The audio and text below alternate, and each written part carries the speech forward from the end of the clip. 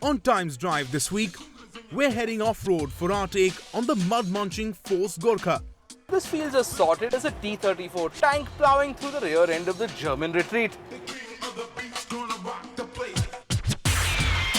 We test drive the all-new exciting VW Polo TSI.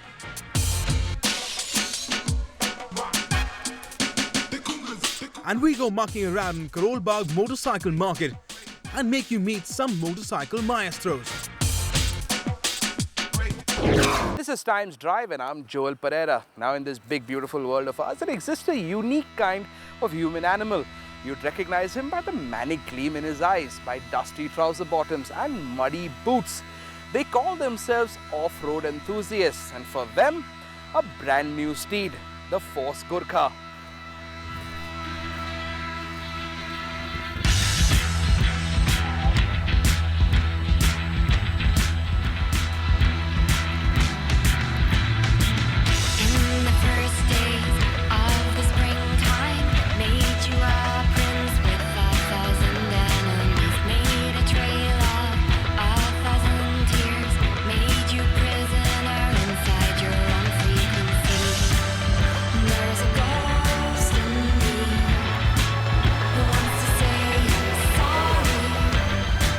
Like off-roading too, it's fun and a bit of a thrill to take a car where you're not supposed to.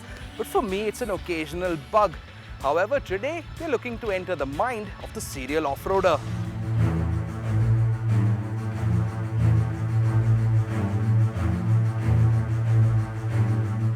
It calls itself the EOV or Extreme Off-Road Vehicle because quite honestly, for people with mud on their minds, nothing else but extreme will do.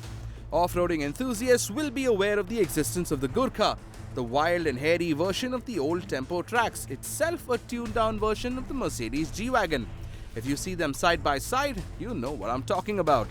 Same boxy shape, same take-no-prisoners design, even the same engine.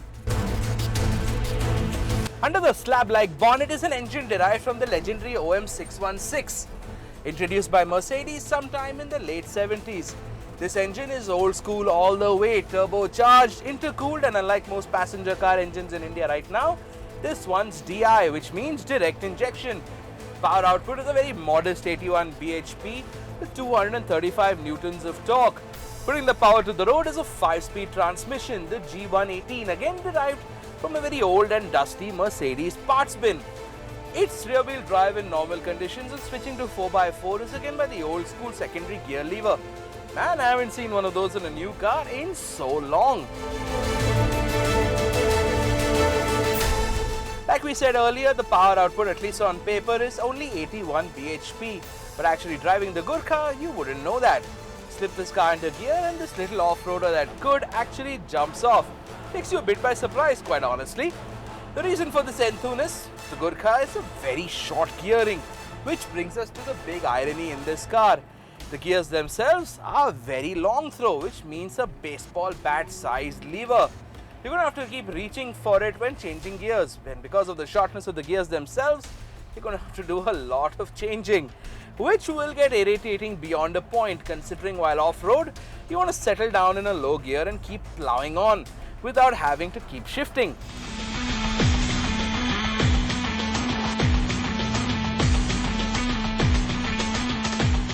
Standard equipment on the Gurkha prepares you for what this car is good at. You're getting mechanical diff locks for both the front and rear axles, this bizarre looking attachment, illustratively called a snorkel, which allows you to wade through up to 55 centimeters of whatever fluid you choose to wade through, a transfer case with all low ratios and all-terrain tires. However, considering this is an oldish SUV, you'd expect the entire thing to rock and sway as we hit the specially prepared paved track. But actually, it's not that bad. One great insight that I did have with this car though, everything you do in the Gurkha has to be well thought of and properly considered, like steering for instance. You've got an old worm and roller steering, which means that a U-turn or a park, you've got lots and lots of turning to do. Responsive it is not. However, make sure you don't hit any corners hard and fast, because with the Gurkha being narrow and tall, it will kick back if you try to act funny with it. Same with the gears, I guess. Because of the long throw, it isn't really instinctive, and considering that this car is supposed to jog along at slower speeds, gearing without really good reason isn't something you want to do. You get the feeling that driving the Gurkha on the road isn't going to be very rewarding, which is why we haven't really bothered with it. But for off-roading though, this feels as sorted as a T-34 tank plowing through the rear end of the German retreat. Stats that the off-roader will understand immediately, but for the slower among you, here's some interesting graphics. Approach, ramp over and departure angles are 37, 29 and 34 degrees. In all-wheel drive low mode, it can climb a 40-degree slope, with the engine tuned to allow you to climb a 25-degree slope without hitting the gas, giving you hands and feet free to, fight off feral monkeys upset with you for disturbing their natural habitat. Stats aside, the question you're probably asking yourself is this: if I do buy one, will I be able to use it, or will it just become another weekend toy? Well, for that you need to go into the interiors. What must be mentioned also is that unlike the Thar, the interiors, especially the driver's seat, is quite a comfortable place to be. It's not cramped like the Mahindra. You've got an AC of course, but don't bet your life on Arctic cooling, especially on a hot day. This is an air conditioner that doesn't even have a thermostat, so you know what we're talking about. Get the hardtop version and you've got forward-facing rear seats, which are actually quite serviceable, though I can't imagine anyone going mud-plugging fully loaded. You don't want people hurling all over your Gurkha, but on the plus side, the absence of carpeting makes the exposed metal floor plates pretty easy to hose off. So should you buy one? This is a question I've been asked many times about the Thar and now about the Gurkha. This car does satisfy some bizarre male urge, the same urge I guess that makes people leap off bridges with a rubber band around their ankles. However, if you are one of those people, the top-end Gurkha can be yours for 8.5 lakhs ex-showroom, with prices for the base soft-top two-wheel drive version beginning at 6.5 lakh rupees ex-showroom. So that was the Force Gurkha doing what it does best. Moving on, let's see who's hugging the headlines in the motoring world. Here's all the news on Planet Auto. Since its launch in early April, the Honda Amaze has received an overwhelming response from customers and almost doubled Honda's sales figures compared to last month.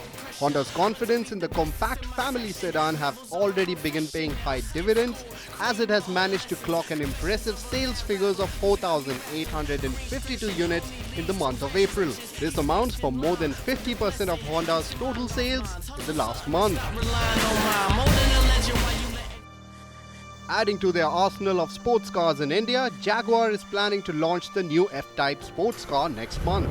India will get two variants of the small sports car: a supercharged V6S, which is capable of churning 380 horses, which can push the car from 0 to 100 km an hour in 4.8 seconds, and the hotter V8S version that develops 495 horses and can significantly reduce the 0 to 100 km an hour sprint time to just 4.3 seconds. The most awesome fact about the F-Type is that it has a total of 25 driving modes pre-programmed to adapt to different road conditions and driving styles. We are expecting a price tag of Rs 1.3 to 1.5 crores for the F-Type in India.